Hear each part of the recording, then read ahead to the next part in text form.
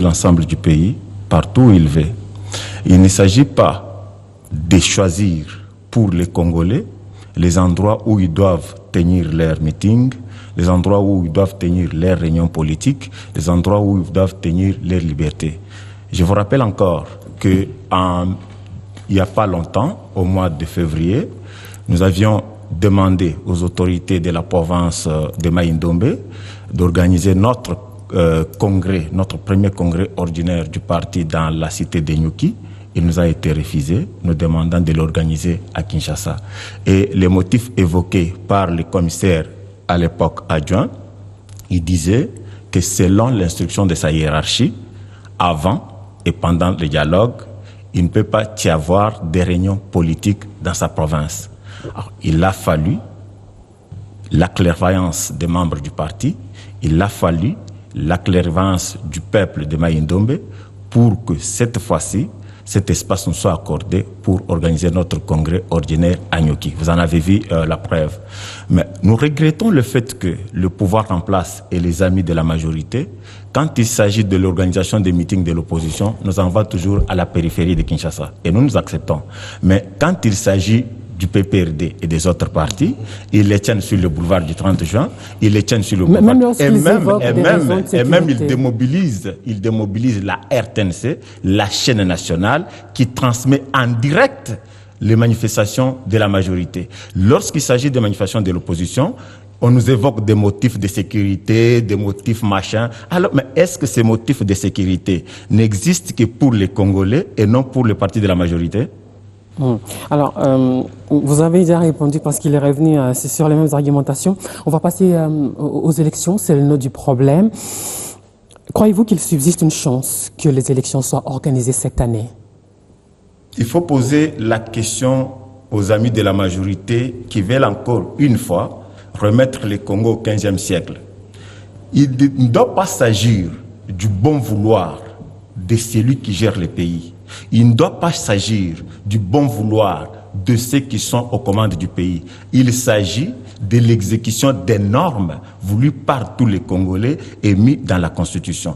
La Constitution nous dit que 90 jours avant la fin du mandat du président en exercice, la CENI, qui doit être indépendante, doit organiser des élections libres, démocratiques et transparentes pour permettre au peuple congolais de se choisir librement leurs dirigeants. Donc ça ne doit pas être la volonté, les humeurs de celui qui gère et de ceux qui gèrent pour organiser ce processus qui est voulu par les Congolais. C'est un impératif, ils ont le devoir de le faire organiser. C'est un impératif. Y a-t-il une chance qu'on ait des élections cette année, Miguel Kiams? Bon, techniquement, avec les infos que nous avons, apparemment, c'est un peu impossible que nous organisions des élections dans les délais cette année, parce que beaucoup de questions minent l'actuel processus électoral. Il y a près de 10 millions de Congolais qui ne sont pas inscrits dans ce fichier, dont il faut vraiment revoir. C'est aussi un impératif. Donc, dans une république, lorsqu'il y a blocage, lorsqu'il y a non-organisation, les raisons fondamentales pour lesquelles, selon vous, on ne peut pas avoir des élections, c'est la révision du fichier. Non, vous connaissez les éléments techniques soulevés par le chef de l'État, vous les connaissez. Ces éléments qui ne vont pas nous permettre d'organiser des élections cette année. Et en cas de non-organisation des élections cette année, pour assurer la continuité de la nation, il nous faut trouver une formule consensuelle. On en est encore aux raisons pour lesquelles il n'y a pas de chance d'avoir des élections cette année. Oui, aucune chance. Non, oui, parce que l'organe technique en charge de l'organisation des élections, la CENI, nous a dit récemment qu'il nous faut près de, je sais pas moi, 14 ou 13 mois rien que pour réviser le fichier électoral. On ne peut pas aller aux élections en privant 10 millions de Congolais de leurs droits civiques. C'est pas démocratique. Pour aller aux élections, il faut aller avec tout le monde. Tout celui qui a l'âge de voter doit participer dans ces votes. Quand vous dites 10 millions, vous faites allusion à ce qu'on appelle les Congolais vivant à l'étranger, les réfugiés, les déplacés. Il y a beaucoup de Congolais qui ne sont pas inscrits dans l'actuel fichier électoral. Alors, Monsieur Lubongo, il faut aller aux élections sans ces gens-là? Merci beaucoup, madame. Je suis le chargé du processus électoral dans mon parti. Je rappelle à mon ami que l'envol, depuis le 2 juillet 2012, puisque gouverneur, c'est prévoir, nous regrettons que les amis de la majorité, ceux qui dirigent le pays, soient réactionnaires. L'Envol avait déposé une proposition de loi dont vous êtes témoin, le 2 juillet 2012. Et quand nous avions déposé la proposition de loi, nous avions demandé au pouvoir en place d'organiser un dialogue entre les Congolais pour revoir la traçabilité et la transparence du processus électoral qui était miné par la tricherie organisée par le pouvoir. Le pouvoir n'en a pas voulu. En 2013, nous avions demandé qu'il y ait dialogue pour que tous les Congolais se retrouvent autour d'une table afin de discuter sur des problèmes qui minaient le processus électoral. Et à l'époque, le président de l'Envol, l'honorable Délice Sanga, avait proposé à l'Assemblée nationale qu'on mette en place un mécanisme pour qu'il y ait un budget spécifique qui doit permettre l'organisation des élections en 2012. Le pouvoir n'en a pas voulu. Nous arrivons en 2014. La même chose se produit. Vous êtes témoin, nous vous avions même appelé lorsqu'on avait tripoté notre proposition de loi électorale pour introduire des mécanismes opaques. Nous avions demandé que nous suspendons d'abord notre loi et nous demandons qu'il y ait dialogue entre les parties prenantes afin de clarifier le processus électoral. Le pouvoir a refusé le dialogue. Et à l'époque, leur porte-parole du gouvernement nous a dit que dialogue signifie crise dans un pays. Comme le Congo n'était pas en crise, on ne peut pas organiser le dialogue. Et donc, pour eux, les choses allaient mieux. Et le ministre de l'Intérieur est venu même à l'Assemblée nationale pour nous rassurer que les élections auront bel et bien lieu en 2016 et le gouvernement s'attelait pour mettre les moyens en place afin que la CENI n'ait pas de difficultés. En 2014, vers la fin, nous avions même déposé une requête à la Cour constitutionnelle, vous êtes témoin, pour demander l'enrôlement de nouveaux majeurs. Puisque la CENI, avec les pouvoirs, avait organisé une opération qu'ils appelaient fiabilisation du fichier électoral. Nous, l'Envol, nous avions condamné cette opération qui était un gaspillage de moyens pour la République. Puisque cette opération, c'était une opération qui ne permettait pas la transparence du processus. Nous avions dit qu'au lieu de gaspiller ces moyens dans cette opération qui est machiavélique, organisons l'enrôlement de tous les électeurs afin que tous les Congolais et le nouveau majeur et ceux qui avaient perdu leur carte d'électeur soient enrôlés. Le pouvoir a refusé. Nous regrettons qu'en 2016, qui est une année électorale, le pouvoir maintenant commence à répondre positivement à ce qu'il avait refusé en 2012, 2013, 2014 et 2015. Nous disons que ce sont des manœuvres dilatoires pour bloquer le processus électoral, pour confisquer la démocratie et enfin pour refuser qu'il y ait élection et que le pouvoir s'éternise au pouvoir par des mécanismes extra-constitutionnels. Le peuple congolais n'acceptera pas ça. C'est un véritable jeu de ping-pong, réponse du berger à la bergère. Voilà, les Unis vous renvoie à quasiment dos à dos la résolution 22-7, le dialogue et les délais constitutionnels. Selon Thomas Louaka, par exemple, président du MLC libéral, pour lui, il s'agit de concilier les deux, dialogue et élection dans les délais constitutionnels. Comment faire? Vous savez, madame, permettez-moi de faire une petite mise au point sur ce que vient de dire mon co-débatteur.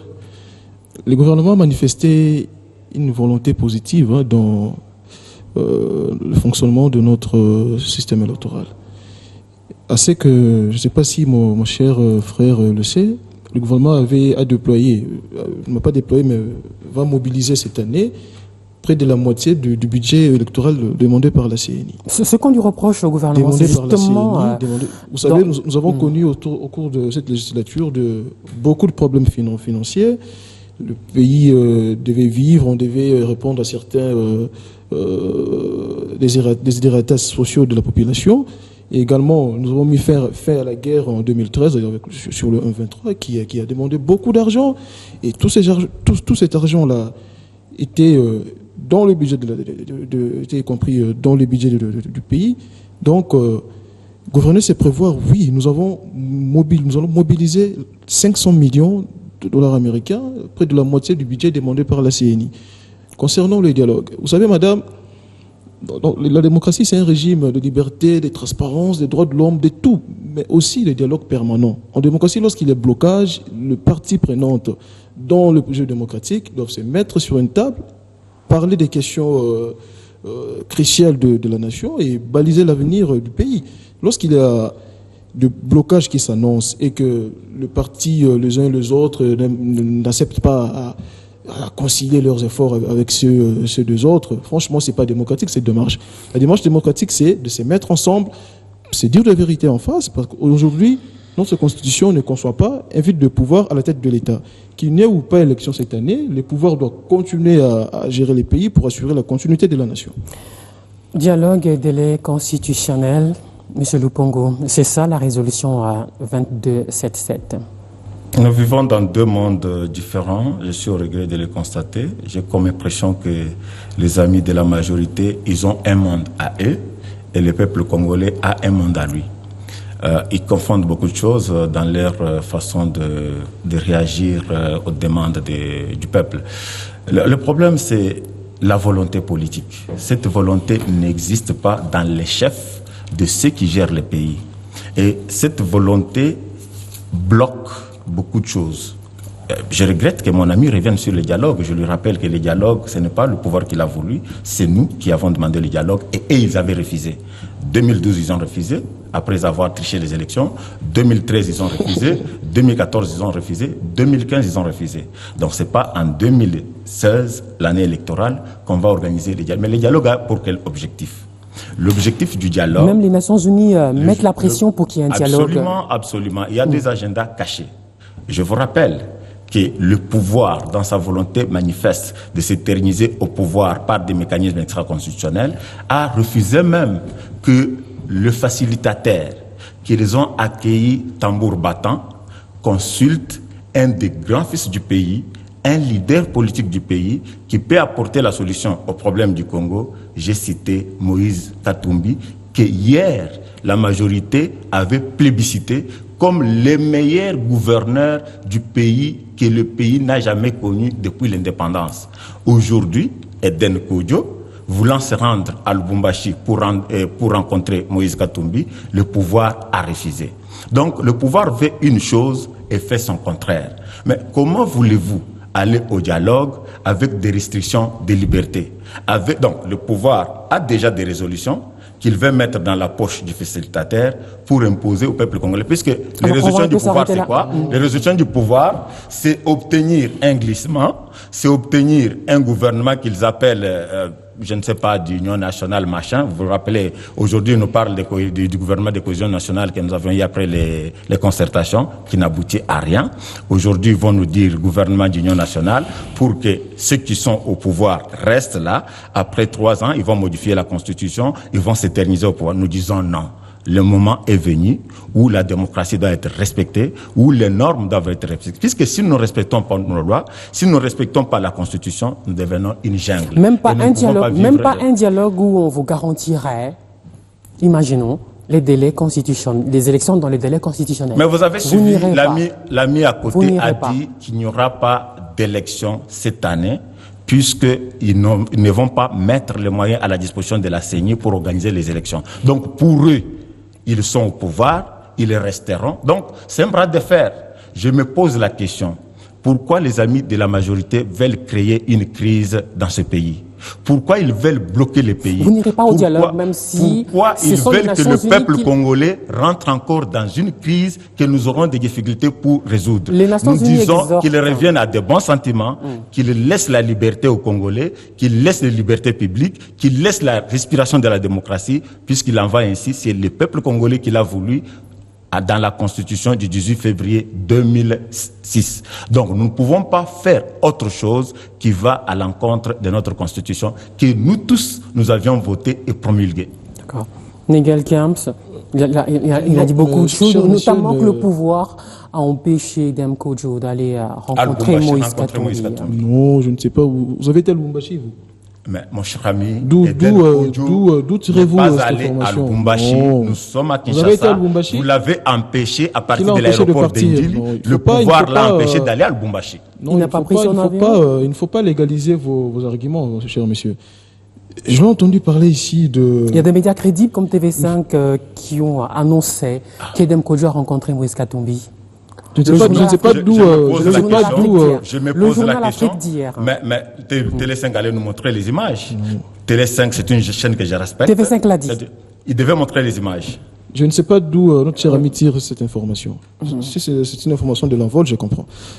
Donc, et ne me prêtez pas des mots que je n'ai pas prononcés. Je n'ai pas dit qu'il n'y aura pas d'élection cette année. J'ai dit techniquement, il y a des questions qui peuvent nous amener à ne pas organiser les élections cette année. Ça veut dire en clair Je n'ai pas dit qu'il n'y aura pas d'élection. Bon, pardon madame, si à la sortie du dialogue, une formule se trouve, non, on organise des élections, nous aurons des élections. Personne n'a peur des élections. Alors qu'il faut 14 mois Personne pour n'a peur des enrôler élections. les électeurs, selon la CENI. C'est pourquoi j'ai dit tantôt ici, lorsqu'il y a de blocage qui s'annonce à la démocratie, il faut que les parties prenantes dans le jeu démocratique se mettent ensemble pour trouver une formule consensuelle pour assurer la continuité de la nation. Alors, on ne peut pas laisser la nation disparaître à cause de nos divergences parfois égoïstes. Il faut qu'on soit clair. Pourquoi en 2012, 2013, 2014, vous avez refusé le dialogue? Non, on n'a pas refusé le dialogue. Il y avait les concertations en 2013. En 2013, il y avait des concertations à la place du dialogue. D'ailleurs, vous connaissez, mais votre président, à la place du dialogue, les amis de la majorité ont dit votre- concertation. C'est Sanga était Pourquoi là. à l'époque, on n'avait pas organisé le dialogue à la place des concertations? Votre président, madame, protégez-moi. Votre président avait pris part aux concertations nationales. Il avait pris part, donc je ne sais pas si vous contredisez la position que vous avez prise hier. Donc aujourd'hui, je connais l'envoi, je connais M. Sanga, c'est un homme pétri de nationalisme, et je crois qu'il finira par revenir à la raison pour rejoindre les camps de la République, pour qu'ensemble nous balisons l'avenir de la nation. On va peut-être ouvrir une petite parenthèse justement. Délice Sanga et l'envol étaient aux concertations de 2013. D'où est venue la rupture avec le régime? Délice Sanga et l'envol, nous sommes des républicains, respectueux de nos textes, respectueux de nos lois. C'est nous qui avions demandé le dialogue. C'est nous qui avions déposé le projet. À l'UDPS, on dit c'est nous, vous dites c'est vous. Vous êtes témoin, madame, puisque à chaque étape. Tshisekedi dit que c'est lui. À chaque étape, nous vous invitions, quand nous avions déposé même notre projet de proposition de loi, pour organiser la transparence du processus électoral. Donc, sur des questions électorales, l'envol était à l'avant-plan. Nous sommes allés aux concertations puisque justement, nous voulions que les choses marchent bien dans ce pays. Nous voulions qu'il y ait un débat sincère. Nous voulions qu'il y ait un débat démocratique, que les Congolais s'entendent, sortent un projet de société sur base duquel le pays doit être géré. Quand nous sommes allés aux concertations, la rupture est venue d'où? Nous nous sommes rendus compte que les amis d'en face de la majorité n'avaient pas le même entendement du dialogue, le même entendement de concertation que nous, les républicains.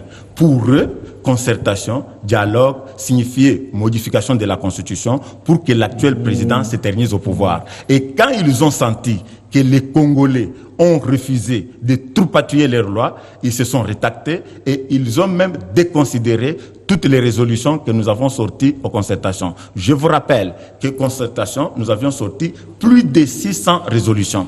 Le président de la République avait demandé qu'on puisse ramener ces 600 résolutions à 100. On a ramené. Mais au moment où je vous parle, vous vous rappelez, même le gouvernement qu'on appelait gouvernement d'union nationale, est sorti une année après les résolutions de concertation. Donc, sur les 100 résolutions qui étaient sorties de concertation, je crois que 10 ne sont pas appliquées. La véritable raison, semble-t-il, pour laquelle Délice Sanga a claqué la porte, c'est parce qu'il considère qu'il a été dribblé par les copains. Il n'a pas été dribblé, madame. Il n'a pas été nommé au gouvernement. Il a trouvé que les agendas étaient différents. D'accord. Alors, cette polémique sur la fin de mandat, les articles 70, 103 et 105, c'est la majorité donc présidentielle qui saisit la Cour constitutionnelle pour un éclairage par rapport à ces articles. L'article 70, c'est sur la fin de mandat du chef de l'État. L'article 103 sur la fin de mandat des députés nationaux. Et l'article 105 sur la fin de mandat des sénateurs. À ce sujet, le porte-parole de la majorité présidentielle a dit ceci. Des gens comme Mwando Simba et Olivier Kamitatou font partie des artisans de ces dispositions légales. Pourquoi aujourd'hui les rejeter? En ce qui nous concerne à l'envol, nous ne trouvons pas de problème que les amis de la majorité aillent consulter la Cour constitutionnelle. C'est de leur droit. La Constitution leur autorise de le faire. Cependant, nous trouvons cette démarche opportuniste et dangereuse pour la République et même malhonnête. Pourquoi? Puisque la Constitution elle-même, elle est claire. Les dispositions des articles 70, 73, 75 et 76 sont claires et limpides. Et il ne faut pas lire les dispositions des articles 70 en isolant d'abord l'article 73, puisqu'il faut commencer par l'article 73, qui dispose que 90 jours avant la fin du mandat du président, la CENI doit organiser des élections pour se choisir un nouveau président. Et l'article 70 dispose que le mandat du président de la République est de 5 ans renouvelable une seule fois. Et à la fin du mandat, le président de la République reste en fonction jusqu'à l'installation du nouveau président élu. Pourquoi on avait pris cette disposition? Puisque 90 jours avant, on élit un nouveau président. Il faut que la CENI publie les résultats provisoires. Il faut qu'il y ait des contentieux électoraux. Et le temps d'organiser les contentieux électoraux, que la Cour constitutionnelle publie les résultats définitifs, que le président prête serment, il y a un temps de vide. Et pour combler ce vide, pour qu'il n'y ait pas un vide du pouvoir, la Constitution avait prévu que le président en exercice devait rester jusqu'à l'installation du nouveau président. C'est ce qui se passe même aux États-Unis. Vous savez qu'aux États-Unis, le président est élu au mois de novembre, mais il est installé le 20 janvier de l'année qui vient. Et pendant ce temps, c'est celui qui est en fonction qui reste. C'est comme ça que nous devons interpréter nos dispositions. Mais nos amis, dans leur égoïsme, dans leur recherche de l'intérêt personnel, ils veulent ramener cette disposition pour qu'ils bloquent le processus électoral, qu'ils ont bloqué d'ailleurs du reste, afin que celui qui est là reste au pouvoir jusqu'à sa mort. Nous disons non, la démocratie doit respirer, cette disposition doit être interprétée de manière claire, comme le peuple congolais l'a voulu en 2006, et en accompagnement de la disposition de l'article 73 qui doit précéder 70. Miguel Camps, une démarche égoïste, dit-il. Non, c'est plutôt une démarche républicaine, parce que vous savez, il y a un fort débat constitutionnel qui s'attise du jour au lendemain dans la classe politique actuellement. Donc face à cette interprétation partisane, parfois chacun fait son interprétation de la Constitution, il a vraiment obligation de recourir à l'organe juridique du pays, habilité à nous faire la lecture et l'interprétation de la Constitution. C'est une démarche vraiment républicaine et encouragée. À ce que je sache, il y a aussi des députés de l'opposition qui ont signé cette pétition de la saisie de la Cour constitutionnelle. Vous savez, madame, notre Constitution, depuis son approbation en 2006, a conditionné l'accès aux hautes fonctions de la République par des élections. C'est-à-dire, pour devenir président dans ces pays, il faut être élu par les Congolais. Pour devenir député national, député provinciaux et autres, il faut être élu par les Congolais. Il faut avoir le verdict des Congolais. Lorsque vous n'êtes pas élu par les Congolais, vous ne pouvez pas gérer la République. Donc, ces dispositions méritent une interprétation claire des techniciens en droit. Ce n'est pas nous, politiques, qui sommes habilités à faire cette interprétation, parce que nos interprétations seront toujours partisanes. Donc, la Cour constitutionnelle doit nous départager, c'est-à-dire orienter l'avenir de la nation en rendant un arrêt qui va interpréter de manière juridique et puis claire ces dispositions. Parce que la nation doit continuer à vivre, la nation doit continuer à exister, donc il nous faut une interprétation consensuelle qui va rencontrer l'entendement de tout le monde. Vous dites que, quoi qu'il arrive, c'est un président élu qui doit remplacer un autre président également préalablement élu, mais l'article 75 prévoit que le président de la République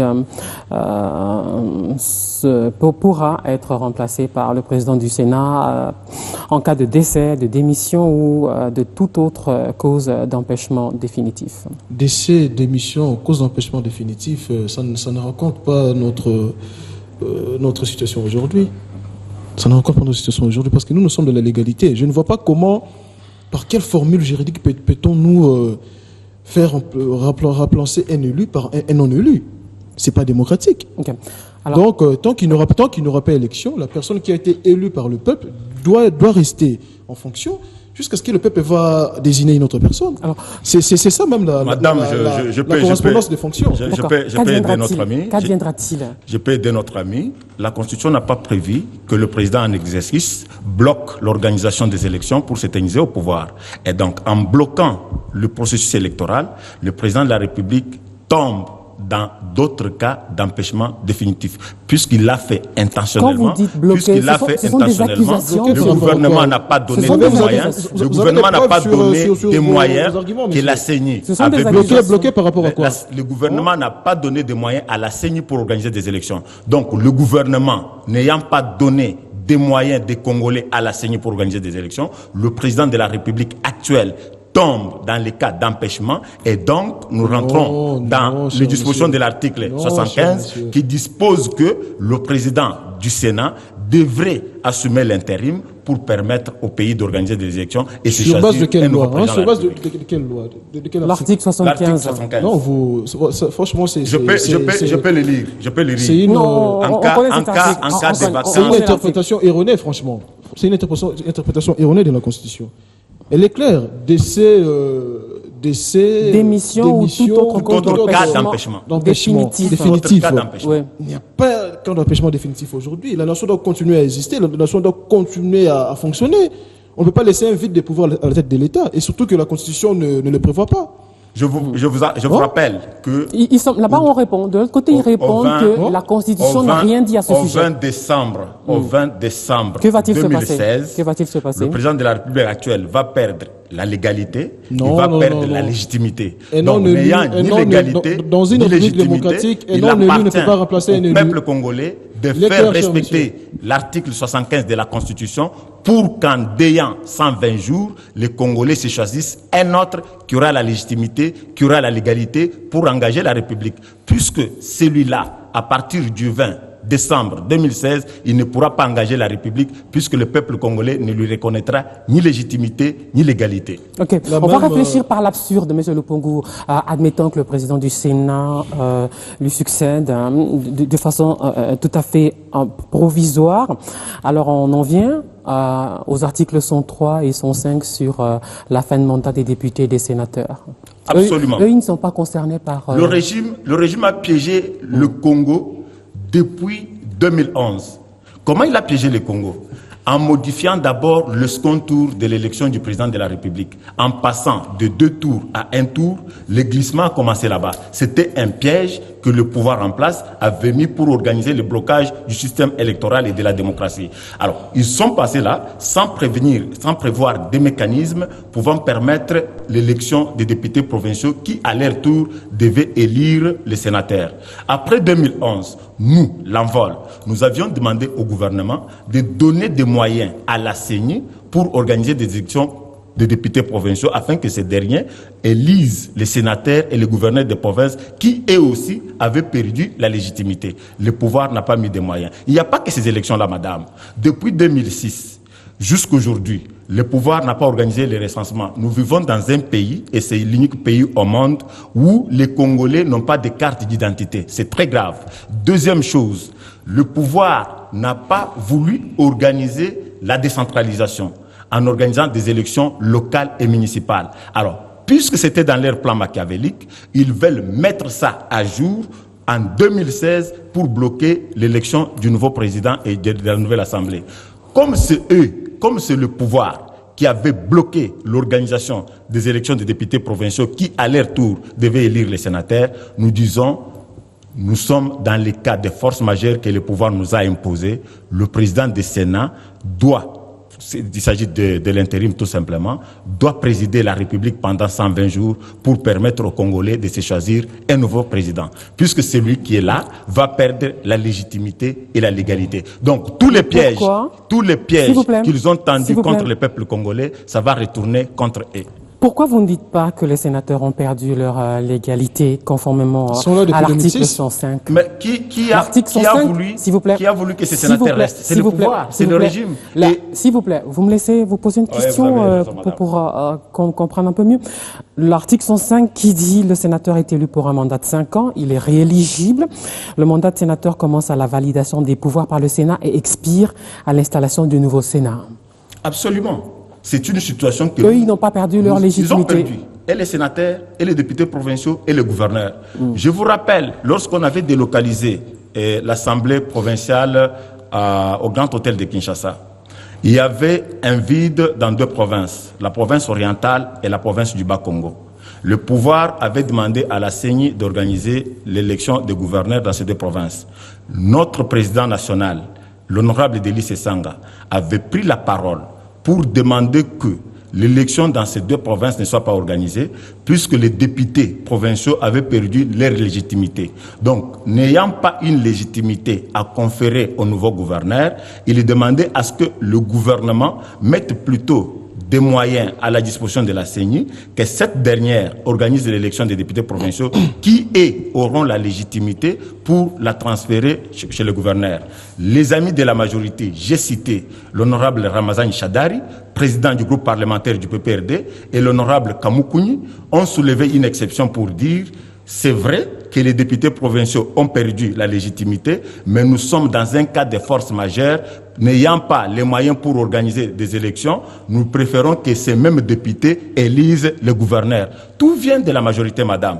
Tout ce que l'opposition demande pour rentrer dans la démocratie, pour rentrer dans la légalité, pour rentrer dans la légitimité, le pouvoir rejette en bloc. Donc c'est un plan orchestré depuis 2011 et nous disons, nous ne pouvons pas tomber dans ce plan. Le président du Sénat, qui est du reste hors mandat, devra assumer l'intérim, puisque le pouvoir qu'il a voulu, il assume l'intérim pendant 120 jours et permet aux Congolais d'élire un nouveau président qui doit présider aux destinées des Congolais. Au lendemain du 19 décembre prochain, il n'y aura que des gens sans mandat à la tête de l'État. C'est difficile pour la République. Vous avez même les députés nationaux, même les députés nationaux. Les députés iront jusqu'à l'article 103. Puisqu'ils étaient installés en février 2012. Donc, ils peuvent aller jusqu'en février 2017, puisque nous prenons en compte la date où on a validé leur mandat. Le président de la République avait prêté serment le 19 décembre. Donc, au 19 décembre, son mandat prend fin. Les députés ont été validés en février 2012. Donc, ils peuvent avoir la prolongation de leur mandat jusqu'en février 2017. Mais plus les sénateurs et le président de la République. Miguel Kiams, on a que 5 minutes, on termine. Vous comprenez vous-même, madame, l'incohérence de notre cher ami. Tantôt, il parle de la non-légitimité de députés provinciaux, des sénateurs, et en même temps, il sacralise le président du Sénat comme futur président intérimaire ou quoi. Donc, c'est vraiment une incohérence qu'on ne peut pas tolérer. Je lui ai entendu parler du recensement. Vous avez été le premier à combattre l'ONIP. Lorsqu'on vous a proposé l'ONIP pour organiser le recensement, l'opposition particulièrement, l'envol aussi, a combattu l'ONIP, la mise en place de l'ONIP. Jusqu'aujourd'hui, cet organe n'a pas fonctionné. Or, c'était une recommandation constitutionnelle qu'on n'a pas pu. Ouais, il n'est pas tard. On peut le faire quand même. On peut le faire quand même.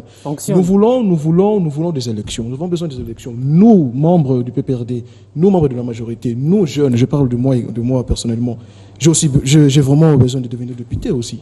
Donc, nous avons besoin des élections. Nous voulons servir aussi la République. Il n'y a personne qui a peur des élections. Mais il y a des problèmes qui minent ces processus, qui ne vont pas nous permettre à organiser ces élections de les délais. Et s'il n'y a pas d'élection, la nation ne doit pas disparaître. On doit continuer à vivre, on doit continuer à fonctionner. Donc, il est temps, madame, de donner à nos élections toutes ces règles de noblesse.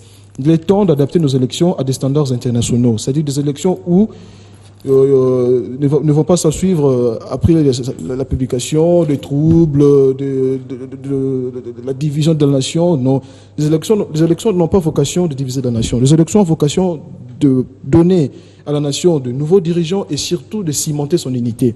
Une élection qui ne cimente pas l'unité de la nation ne mérite pas d'être organisée. Nous avons vécu 2 élections organisées dans des situations de guerre en plein centre-ville et partout au pays. Donc, comme dirait nous ne voulons plus. Nous ne voulons plus vivre ces genres d'élections. C'est pourquoi le président de la République a engagé les pays dans la voie du dialogue pour qu'ensemble nous balisons l'avenir de notre démocratie, ouvrant ainsi la voie des élections crédibles et apaisées. Blaise Lupungu, Étienne Tshisekedi, même si aujourd'hui il y a un certain préalable à la présence de l'UDPS à ce dialogue, le président Tshisekedi donc ne vous gêne-t-il pas par sa prise de position sur le dialogue? L'IDPS est un parti démocratique. Il a ses organes de décision que je respecte. Moi, je suis secrétaire général adjoint de l'Envol. Donc, les élections, je suis content de voir que mon ami du PPRD a accepté aujourd'hui que les élections de 2006 et de 2011 étaient chaotiques. Non, je ne pas dit ça. Lorsque nous disons les élections de 2006 et 2011 n'ont pas été organisées dans un climat de paix. Le peuple ne s'est pas les élections ont été organisées. Donc la vérité des urnes n'était pas rendue, puisque la vérité était au bout des canons. Les résultats publiés dans les chars des combats. Et nous avons fixé cette situation électoral et non de la crédibilité des élections. C'était des élections crédibles, mais dans des climats de guerre. J'ai parlé du climat. Il y a une différence entre climat et crédibilité électorale. Donc, ne me prêtez pas des mots que je n'ai pas prononcés. Je vous ai dit clairement que les élections ont été organisées dans des climats de guerre. Je ne sais pas moi si vous confondez les climats et la légalité des élections. Merci beaucoup. Il a compris qu'ils avaient organisé des guerres en pleine ville pour tuer les Congolais. C'est vous qui avez attisé la guerre. Comme en 2015, lorsque le peuple congolais s'était soulevé. Vous n'avez même pas permis à nos candidats de débattre la campagne de Kassaï. On a terminé. Maman Chalamone a été combattu physiquement au Kassaï par vos militants. On va couper votre micro là. S'il vous plaît, on termine avec vous. Ok, merci beaucoup. Non, nous disons, chaque parti, chaque camp doit respecter la Constitution et les lois de la République. C'est ça qui doit nous sauver. Enlevons loin de nous des plans machiavéliques qui consistent à bloquer les élections pour s'éterniser au pouvoir. Le peuple ne s'en sortira pas. Donc, mettez de l'eau dans votre moulin. Vous êtes à la fin de votre mandat. Organisez des élections. Donnez des moyens à la CENI. Je regrette que mon ami ait posé des questions techniques. Rejoignez la nation, allons au dialogue et balisons l'avenir de notre pays. Blaise Lupungu de l'Envol, Miguel Nemekams du PPRD d'être avec nous dans ce débriefing qui se termine ici en rediffusion demain 7h15. À la semaine prochaine pour un autre numéro. Au revoir. Merci beaucoup. Fashion, style,